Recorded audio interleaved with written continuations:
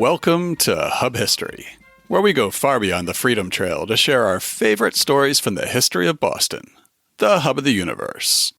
This is episode 293, Water for Boston, Part 2. Hi, I'm Jake. In the last episode, we talked about Boston's first water sources, from rainfall and natural springs to a simple wooden aqueduct connecting Jamaica Pond to downtown Boston. This time, we're picking up where episode 292 left off. As Boston's population grew in the early 19th century, it quickly outgrew its existing water supply, which was dreadfully polluted anyway. The town was left looking outside its boundaries for a water source that was pure and plentiful enough to supply the needs of a growing American city, and debating whether that source should be owned by a governmental entity or a private company. This week, we'll look at the celebration that came with the solution to that problem, and the drawn-out debates and hard work that led up to it, enabling Boston to supply its citizens with a truly public source of water. But before we talk about Boston's first public water supply, I just want to pause and thank the dedicated listeners who support us on Patreon. Besides the time I invest in researching and writing stories about Boston history, the biggest expenses that go into creating Hub History are podcast media hosting, online security, web hosting, and some incidental costs for things like transcription, AI, and audio processing services. While I've been struggling to make that investment in time to write podcasts lately, the listeners who have gone the extra mile and contributed $2, $5, or even $20 a month mean that I don't have to struggle to cover the show's expenses. To everyone who's already supporting the show, thank you. If you're not yet supporting the show and you'd like to start, it's easy. Just go to patreon.com/hubhistory or visit hubhistory.com and click on the Support Us link. And thanks again to all our new and returning sponsors. Now it's time for this week's main topic. When the sun rose on October 25th, 1848, there was an electric current of excitement in the air in Boston. This was it. Decades of debate and 2 years of round-the-clock work would all pay off today. Because today was the Water Festival.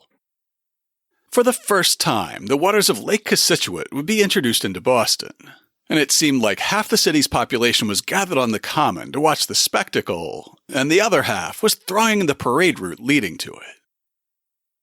The Boston Evening Traveler reported, "At an early hour, the Common and the principal streets were thronged with masses of people. They came in from every quarter, and they came too with clean faces, pleasant countenances, and apparently light hearts. The marshalling of the military and engine companies, the enlivening airs from various bands of music, and the life and animation which pervaded every part of the vast concourse altogether presented to view a living panorama, which is not often witnessed in this short life of ours. On Tremont Street, near the point where the procession started, a magnificent archway was erected, extending from the museum across the street, decked with evergreens and surrounded with a pyramid of evergreens and flowers. There would be a parade, music, speeches, and the whole day would be topped off by the water itself.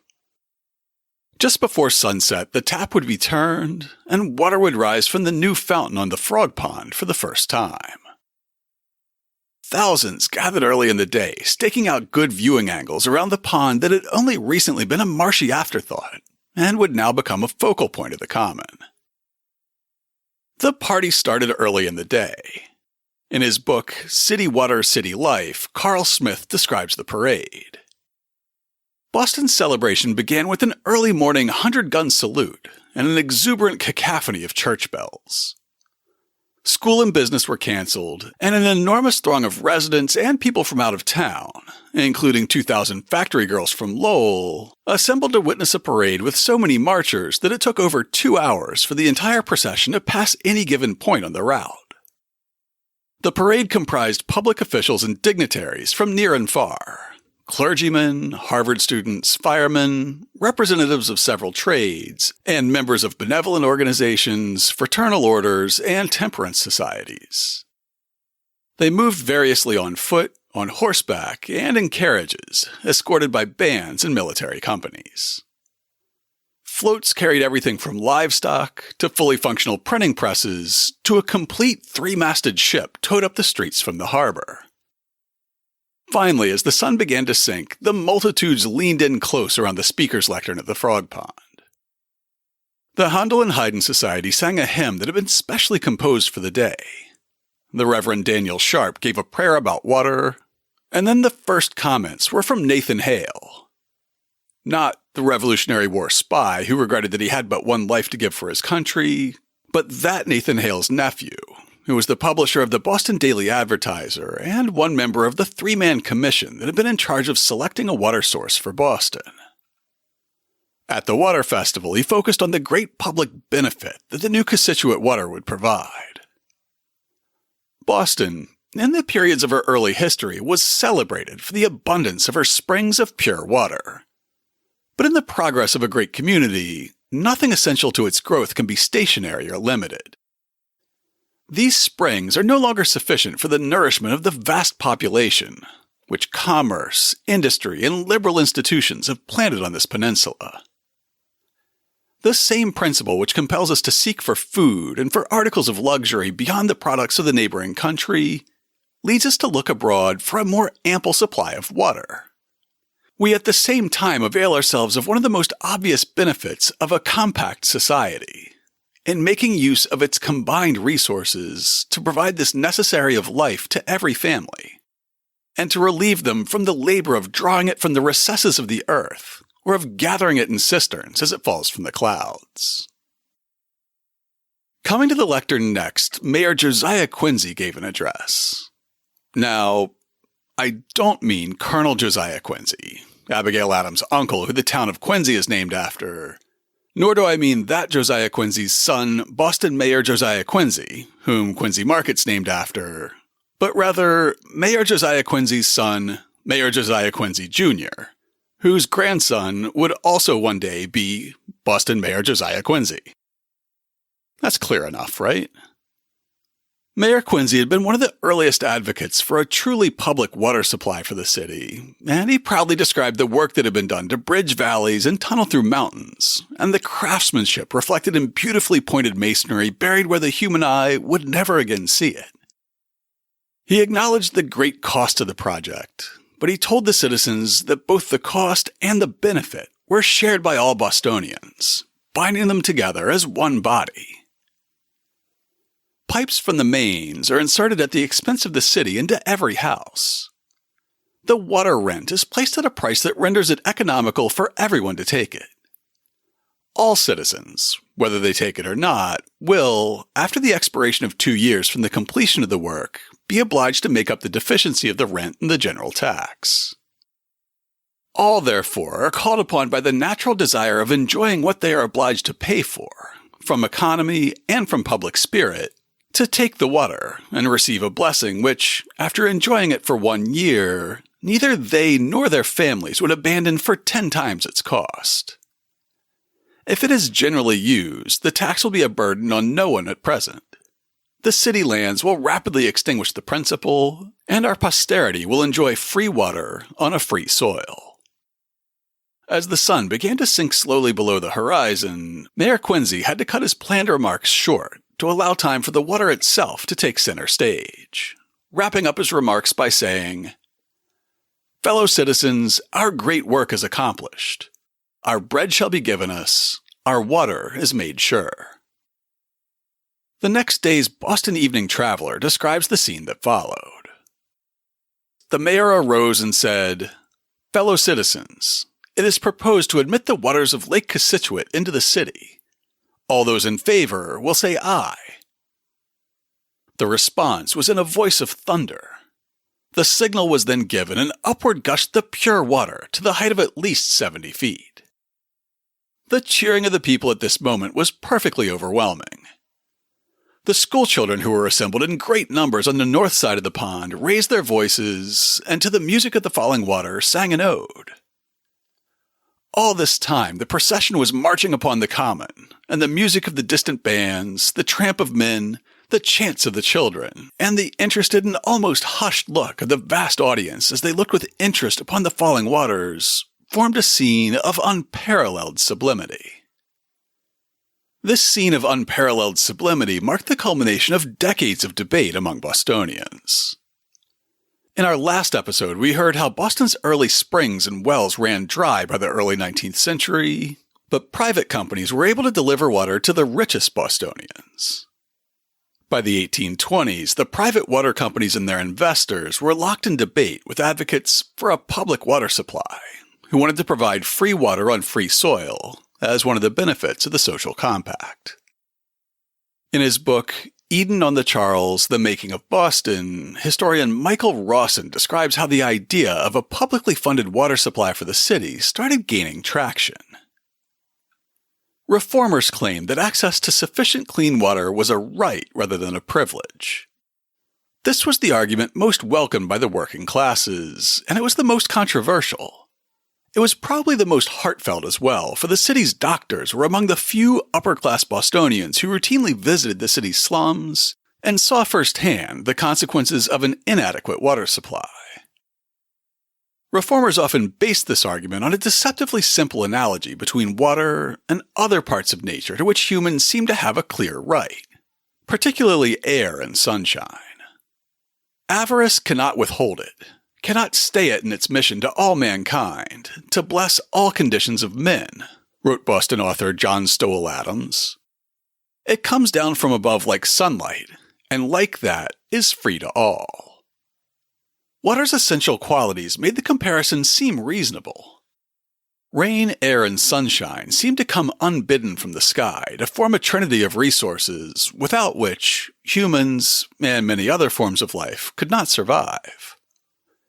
They also renewed themselves with unfailing constancy and without human assistance. One could always trust breezes to freshen the air, sunlight to reappear each morning, and rainfall to refill depleted ponds and lakes.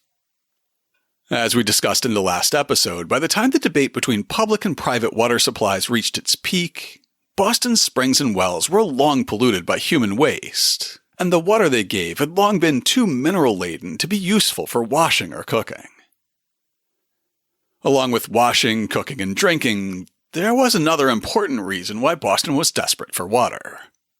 In his ambitious History of Boston, recent podcast guest Daniel Dane notes, water was also needed to fight fires. There were 16 major fires in the city in the 18th century, and a fire in 1825 consumed 53 homes when firefighters lacked a sufficient water supply.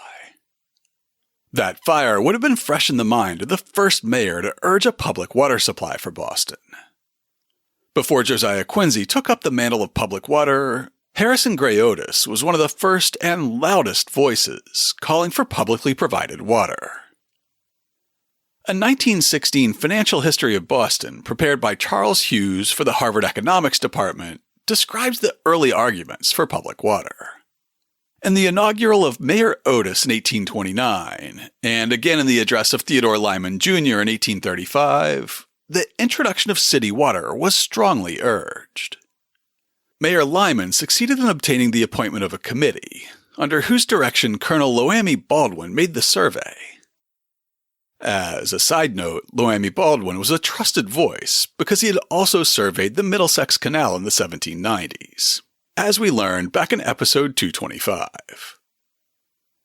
His report favored the use of Long Pond in Natick, the present Cochituate Lake, estimating the cost of obtaining the supply at $750,000. This survey marks the beginning of a discussion of the subject which continued with but little interruption for 12 years. In 1837, a commission was appointed to make further investigations. Two commissioners, Daniel Treadwell and Nathan Hale, urging the adoption of spot and mystic ponds, while the third member of this body, James F. Baldwin, strongly favored the use of Long Pond. Historian Carl Smith's book on water and urban infrastructure, City Water, City Life, describes the debate between two sources of water, Long Pond, which would eventually become Lake Cochituate, and Spot Pond. Although there was now a consensus that Boston had to do something about water, there was still no agreement as yet on the best source for a central water supply, or on how it should be funded and managed. Among several options under discussion, there were two leading contenders. The first was to construct a publicly owned system that would bring water from Long Pond, located about 19 miles west of the city in Framingham and Natick. The other was to entrust Boston's needs to a private company, whose main source would be Spot Pond, about 10 miles north in Stoneham. Both sources were at a higher elevation than Boston, so no pumping would be necessary, though each would require the construction of an aqueduct to carry its water to the city. In part because of the personal beliefs of Treadwell and Hale that water should be a public right, and the fact that James Baldwin was an investor in the private company that owned the water rights to Spot Pond, the two water sources became a proxy for the argument between water provided by a private corporation or by a public utility. After years of debate in the legislature, and in the editorial pages of Boston's newspapers, and probably in the taverns and parlors of Boston, a series of studies were published by the Waterworks Commissioners in 1825, 1834, 1836, and 1837. These studies were followed by public referenda in 1836 and 1838, and in both cases, voters defeated the idea of a public water supply. Support for the idea was growing, however, and in 1845, voters faced a new referendum on a public water supply based on Long Pond in Framingham, while the legislature debated a Water Act that would empower the city to take on this project if the voters approved it. Carl Smith writes, "As the referendum approached, Mayor Thomas Aspinwall Davis ordered that samples be taken from Spot Pond, Jamaica Pond, and the Charles River, which had long been a favorite alternative of some Bostonians, in spite of the low quality of its water, as well as Long Pond. Davis had these placed where citizens could view them, so that the people might know the truth as to the comparative merits of the water, and to rebut the influence that it has been attempted to create, prejudicial to the water of Long Pond, the popular source whence it is proposed to obtain a supply." At this time, water that looked clear and was free of objectionable odor was usually assumed to be fine for domestic use, especially if its mineral content did not make it hard. There were some who were concerned about the tiny organisms, often called animalcules, that are visible in virtually all water when examined under a microscope, but physicians were generally able to allay fears that these were abnormal or harmful. The water from Long and Spot Ponds passed inspection, and both were deemed superior to the Charles. But when a delegation visited Spot Pond on September 30th, 1845, the pond's low water level cast enough doubt on its adequacy as a supply to effectively doom its chances. After decades of hard water with too many dissolved minerals to be able to boil vegetables or dissolve soap, that was also so polluted with human waste that it made people sick, the clean water of Long and Spot Ponds was incredibly attractive to Bostonians. The final decision for Long Pond was reinforced by a Professor Silliman, as quoted in the Boston Evening Transcript. "The Lake Cochituate waters are entirely inodorous, perfectly soft, and pleasant to the taste, and when tested by soap it is hardly rendered in any degree turbid, not more so than is usual with the purest rainwater." Finally, the Water Act and the referendum both passed, clearing the way for Boston to bring the waters of Long Pond to the thirsty city. A report prepared by the Water Commissioners in 1844 proposed a route for the new aqueduct. It started at Long Pond, followed the course of a brook across Natick, and then picked up the route of the Boston and Worcester Railway in Needham. It wound its way through downtown Newton, and was planned to end at a new reservoir on Corey's Hill in Brighton. The report states, "A line has been surveyed between the termini above described, on which it is ascertained that there is no formidable obstacle to the construction of the work. There will be several places of deep cutting, none, however, exceeding 36 feet in depth, and several large embankments will be required for sustaining the level. The heavy excavations will mostly be through earth, consisting apparently in great part of sand or gravel, of easy excavation, and there are no indications of rock to any great extent on the line. The initial route measured out to 16 miles, but some design changes would allow 2 miles to be trimmed from the plan. Mayor Quincy's comments at the 1848 opening ceremony describe how hard work and modern technology allowed the aqueduct to go through obstacles that it had been originally laid out to avoid. By tunneling through 2 hills in Newton and Brookline, the length of the aqueduct was reduced. A high and costly embankment over lands of great value in Brighton was dispensed with, and the necessity of conveying the water in pipes across the Brighton Valley was avoided. The route of the aqueduct crosses the summit of land which intervenes between the Concord and Charles Rivers, and also that between the Charles River at Newton Lower Falls and the tidewaters at Brookline. In cutting through these summits, it was found necessary to perforate ledges of porphyritic rocks of the hardest description. Instead of eventually turning left around Heartbreak Hill to the originally planned terminal reservoir at Corey's Hill, the final route turned right, skirting the west side of what's now Chestnut Hill Reservoir before heading southeast along Reservoir Road to the smaller and older Brookline Reservoir just off Route 9, where its end gatehouse is located. In City Water, City Life, Carl Smith describes the last leg of the journey. The 14-mile aqueduct ran from Long Pond to a holding reservoir just south of Boylston Street in Brookline. From there, the water flowed to a pair of distributing reservoirs, one behind the State House on Beacon Hill and the other on Telegraph Hill in South Boston. The aqueduct that would carry Long Pond water to Boston had to be built on a slightly different scale than the hollowed-out logs of the Jamaica Pond Aqueduct. Instead of pine logs, these new pipes were built out of brick laid in marine cement. In cross-section, they were egg-shaped, with the wide end at the bottom. Inside, the pipe was 5 feet wide and 6 feet 4 inches tall. And the water level started at 3 feet off the bottom of the pipe at the Long Pond end. According to the 1844 report, the commissioners recommend this form of the structure as well adapted to give it strength, and these dimensions as sufficient to afford sufficient capacity, and also to admit of its being easily entered for the purpose of examination and repair, should it become necessary. They propose that the brickwork shall be 8 inches in thickness, and that the whole structure should be covered with an embankment of earth 4 feet in depth in every part. This embankment would protect the water within from freezing in a New England winter. Led by Josiah Quincy, the city broke ground in Natick on August 20th, 1846, and Long Pond was officially renamed Cochituate on the same day. In Eden on the Charles, Michael Rawson describes the army of laborers who descended on the hills of Newton, Needham, and Natick to do the precise and sometimes backbreaking work required to carry Boston's water. The city hired a number of contractors and 3,500 men, most of them Irish immigrants, to complete the job.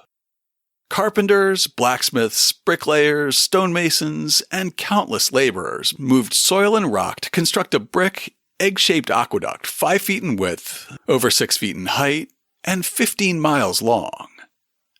Miners worked around the clock in 8-hour shifts to carve 2 tunnels from solid rock, so that the bed of the aqueduct could maintain its gentle fall of 3 1/2 inches per mile. From the moment of its commencement, the mayor would later boast, the work has been unintermitted, by day and by night, from noon to midnight, and from midnight to noon. The labors of the hammer and the spade have been incessant. A fall of 3 1/2 inches per mile is basically imperceptible on the ground. Today, the aqueduct looks like an abandoned railroad grade, being roughly the same width and running just as level, mile after mile. Only when the Long Pond water had to cross the water of the Charles River did the form of the aqueduct differentiate itself from a railroad, with the 1844 report by the water commissioners suggesting, "It is proposed to suspend the brick aqueduct at the crossing, and to convey the water across instead by means of a double line of iron pipes, each of 30 inches in diameter, to be laid near the natural surface of the earth, and to be covered with earth to a depth of 4 feet. The result is a stone arch bridge over the Charles that looks similar to a railroad bridge from the same era, but the span across the top of the arches is thicker than the span of a railroad bridge. And instead of railroad ties and tracks, it's topped by the grass and trees that now grow out of the earth that once insulated the aqueduct. Construction of Route 128 has mostly hidden this stone bridge from view, but you can glimpse it through the trees as you merge onto 128 from Washington Street in Newton, or from a trail that starts behind a Wellesley office park. In City Water City Life, Smith includes the Charles River Bridge in the catalog of technical challenges that the project had to overcome. The unevenness of the terrain the aqueduct crossed required the construction of two bridges, over which water was carried in inverted siphons, and two tunnels. To make possible the building of the latter, laborers had to sink 7 vertical shafts along its route. 7 steam engines ran constantly in order to pump water from the excavation, which was bedeviled by patches of quicksand. Before Long Pond water was let into the aqueduct, an inspection of the tunnel portion revealed cracks that had to be repaired. These technical challenges weren't the only hurdles that had to be overcome, with Smith continuing, "The city broke ground at Long Pond on August 20th, 1846. There was some complex legal work to be done before construction could begin. Boston compensated owner W.H. Knight for exclusive rights to the water of Long Pond and nearby Dug Pond, for 2 water power privileges on a nearby stream, and for Knight's manufacturing establishment, including mills, machinery, fixtures, and worker housing. The commissioners agreed to rent Knight the site for 3 years and to install a steam engine large enough to power his factory. The city also purchased another pond in nearby Hopkinton for $25,000 to use as a compensating reservoir. And in 1847 alone, the water commissioners reached terms with the owners of more than 60 different properties near Long Pond and in the path of the aqueduct. During the following year, they settled with the selectmen of Brookline for encroaching upon local roads, and they consented to erect an aqueduct for Newton, after residents there claimed that the construction of the underground portion of Boston's aqueduct had dried up their wells. While these legal challenges and setbacks were ongoing, Mayor Quincy spoke at a November 1847 groundbreaking for the Beacon Hill Distributing Reservoir that marked the halfway point of the project. In his comments, he reminded the public about the expected benefit that the Cochituate water would bring.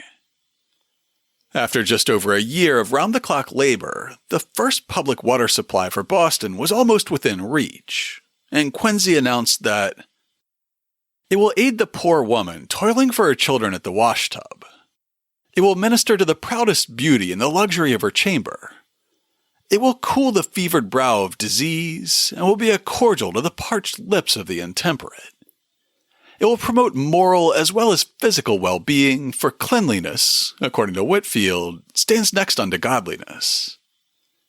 Its treasures will preserve our habitations from fire, will impel the giant strength of the steam engine, will accompany our navigators to the remotest climes, will dedicate the infant at the altar, will give beauty to the cheek of youth, strength to the arm of manhood, comfort to the decline of age. Nor will the blessing be confined to man. Nothing that enjoys animal or vegetable life will exist on this peninsula for centuries without sharing its benefit. The gift of water to cool earth's fever and to cleanse its stains, as a blessing, is second only to the revelation of that living water, of which if a man drink, he shall never thirst. In conjunction with the Beacon Hill groundbreaking and the halfway point of the project, a November 1st, 1847 article in the Boston Advertiser reported on the progress of the project to that point. A portion of the party, being furnished with lamps, walked through a finished section of the aqueduct 3/4 of a mile in length. There are now finished nearly 6.5 miles in length of the brick aqueduct, of which finished parts about a mile are on that part of the aqueduct north of the Boston and Worcester Railroad, 3 miles are in Needham, 1.25 miles in Newton, and more than a mile in Brighton and Brookline. It was stated that the 2 tunnels through the rock ledges in Newton and Brookline, one 2,300 and the other 1,150 feet in length, are more than half finished. In another news report a few months later, 2 inspectors in a skiff floated over 2 miles through the completed sections of the aqueduct before clambering back out through an access tunnel. Finally, just a week before the grand water celebration was planned on Boston Common, the aqueduct was ready to carry the pure Cochituate waters all the way into the city. On October 17, 1878, the New York Herald reported, "We announced yesterday the introduction of the water of Cochituate Lake into the aqueduct on the preceding day, and stated that it would reach the reservoir in Brookline at about 10 o'clock in the evening. We learned that the current arrived at the gatehouse at the entrance of the Brookline Reservoir at 9:15 in the evening. The first current consequently flowed through the aqueduct, a distance of nearly 15 miles, in about 10.5 hours. Now that the water could flow freely from Natick all the way to the Brookline Reservoir, it was almost time to make the connections to people's homes in Boston. At the Water Festival on October 25th, Mayor Quincy would point out the water mains that the city brought to each Bostonian's doorstep. To make that happen, the report by the Water Commissioners in 1844 proposed, "It is computed that for the distribution of the proposed quantity of 7 millions of gallons per day, it will be necessary to lay 2 iron pipes of 30 inches diameter each from Corey's Hill to a part of Tremont Street near the Roxbury boundary. That a branch from one of them, of perhaps 12 inches in diameter, shall be carried from this point, in the most direct and eligible course, to Dorchester Heights for the supply of South Boston. That one of them shall be continued through Tremont Street to Boylston Street. That branches shall be carried thence to the reservoirs on Beacon Hill, Fort Hill, and Copp's Hill. And that such other branches shall be laid, for the conveyance of water to all parts of the city, as shall be found, on a careful study of the best system of distribution, to be necessary. It is proposed that the water should be delivered at the reservoir on Beacon Hill at the height of 111.61 feet above the marsh level, 4.68 feet above the level of the State House floor. The Beacon Hill Reservoir, while high enough to distribute water throughout the original Shawmut Peninsula and the filled land spreading out from it, was still a good 12 feet lower than Long Pond, now of course renamed Lake Cochituate. That means that a drop of water would be carried from the inlet in Natick to the tap in a North End tenement house, a distance of about 15 miles, without any pumping. Over the course of less than 11 hours, gravity alone was enough to carry the pure, clear water to Boston taxpayers. Well, at least it would become clear in time for the Water Festival. Those first drops of water that arrived in Boston the previous week may have been somewhat less pure and less clear, as also reported in the New York Herald on October 17, 1848. On Saturday, about 2 o'clock in the afternoon, the first water from Lake Cochituate reached Boston through the aqueduct. The pipe on the common, near the pond, was open for the passage of water, but the first issue was that of a current of air nearly strong enough to knock a man down. The water soon made its appearance, rising in a jet several feet high.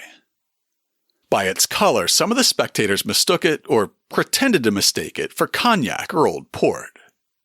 It was of a deep red hue, probably from the rust of the iron pipes.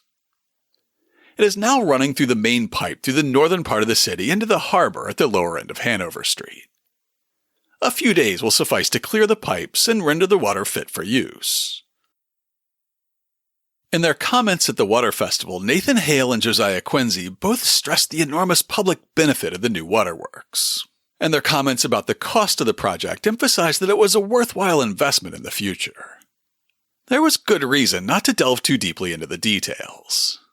In their 1844 report, the Water Commissioners gave this estimate of the budget for the project. This is the general outline of the plan of a work which the Commissioners recommend as, in their opinion, best adapted for bringing the water of the pond into the city, and on which they have made an estimate of the cost. This estimate, including an allowance for contingencies, amounts to $2,118,535.83. The final cost of the Cochituate Reservoir and aqueduct system was just over twice that initial estimate. That 1916 financial history of Boston that was prepared for the Harvard Economics Department explains, the construction account was closed April 30th, 1851, with a total cost of $5,397,490. This sum was twice the figure given in the original estimates, though it should be said that the system when completed was on a larger scale than was originally contemplated. The reservoirs at Brookline, on Beacon Hill, and at South Boston had been quadrupled in capacity, and the dimensions of the iron pipes used had been increased beyond the original figures. Moreover, the system had been extended to East Boston at a cost of $313,000. The fact remains, however, after admitting the advantages to the city of a more adequate plant, that the financial burden imposed upon Boston by the introduction of water was almost twice that expected at the start. Cost overruns aside, the project was a smashing success, as described by Carl Smith in City Water, City Life. Boston's works encountered numerous financial difficulties, but Bostonians took to their new water supply quickly. In its first calendar year of operation, the system delivered an average of more than 10 million gallons a day via 80-plus miles of pipes to over 900 hydrants and more than 12,000 customers. In their last report, issued early in 1850, the original water commissioners expressed their great pleasure in the abundance of the supply and the manifest improvement in the transparency and purity of the water since its introduction. 2 years after the Water Festival celebrating the opening of the Cochituate Aqueduct, the water commissioners were ready to declare victory and go home, as noted in the 1916 financial history of Boston. On the 4th of January 1850, the commissioners, having completed the task of bringing water to Boston and South Boston, turned the care of the department over to the Cochituate Water Board. This new body consisted of an alderman, a member of the Common Council, and 5 citizens at large, elected annually by concurrent vote of the City Council. One of the original members of the commission, Nathan Hale, had made a bold prediction for the future. The new aqueduct, he said, was big enough to provide for Boston's water needs indefinitely. We have not been unmindful of the progressive character of this community and of the rapid increase of its population and its wants. The number of our citizens has been twice doubled within the space of 40 years, and it may be again doubled in the 20 years to come. We have looked, therefore, not merely to the present demands of the city for water, but to its prospective wants. Despite Hale's confidence, Boston would be on the hunt for more water sources before too long. Between rapid immigration, landmaking, and the annexation of surrounding towns, Boston would outgrow the Cochituate by 1870. Through the annexation of Charlestown, we inherited the Mystic Lakes water system, but the search was already on for a new water source.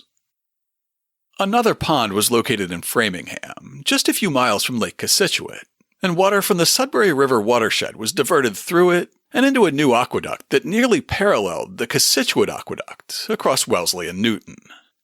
They run so close together that a motivated walker or runner can make a loop of anywhere from 5 to 15 miles by going out one aqueduct right away, crossing to the other one at the Newtonville Trader Joe's, and eventually finding your way back to the starting point. I'll include a few suggested routes in the show notes this week. The Sudbury Aqueduct ended at the new Chestnut Hill Reservoir on the town line between Newton, Brookline, and Boston.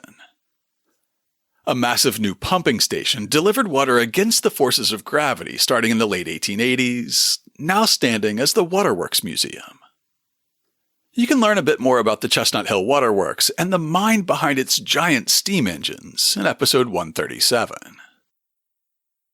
Boston kept growing, and the city would again be on the search for new water sources before the end of the 19th century. Work on the Wachusett Reservoir started in 1897, and the modern Quabbin was completed in 1939, and we'll hear about those in a future episode.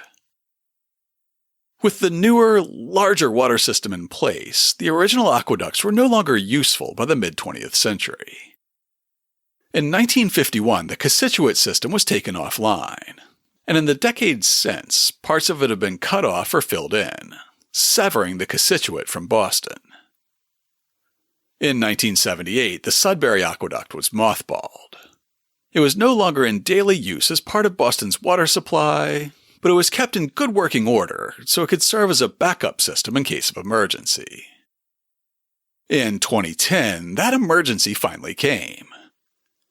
On May 1st, a 10-foot diameter water main that carries water from the Quabbin to Boston ruptured, right where it crosses over the Charles River near Recreation Road in Weston.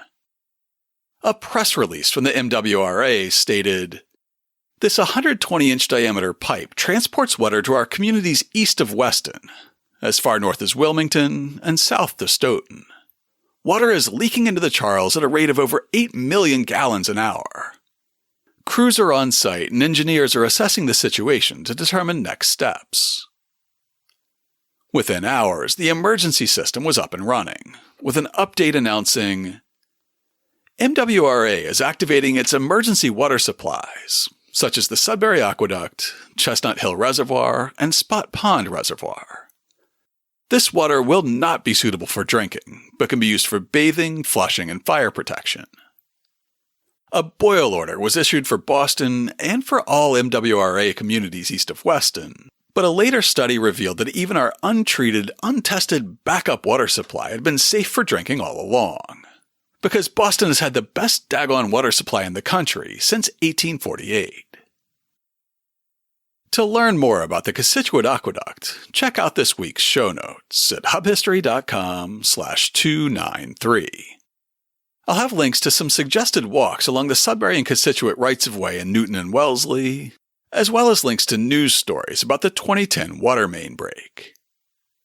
There will be links to our past episodes about the Chestnut Hill Waterworks, the Middlesex Canal, and the first part of this series about Boston's earliest water supply. I'll have links to purchase Eden on the Charles and City Water City Life, as well as links to read the 1844 Water Commissioner's Report, the program of the 1848 Water Festival, and the 1916 Financial History of Boston online, along with all the news reports that I quoted from. You'll also find pictures of the giant water festival and a map of the route of the aqueduct in the show notes. If you'd like to get in touch with us, you can email podcast@hubhistory.com. We're Hub History on Twitter, Facebook, and Instagram, and still most active on Twitter, though I haven't been very active on social lately.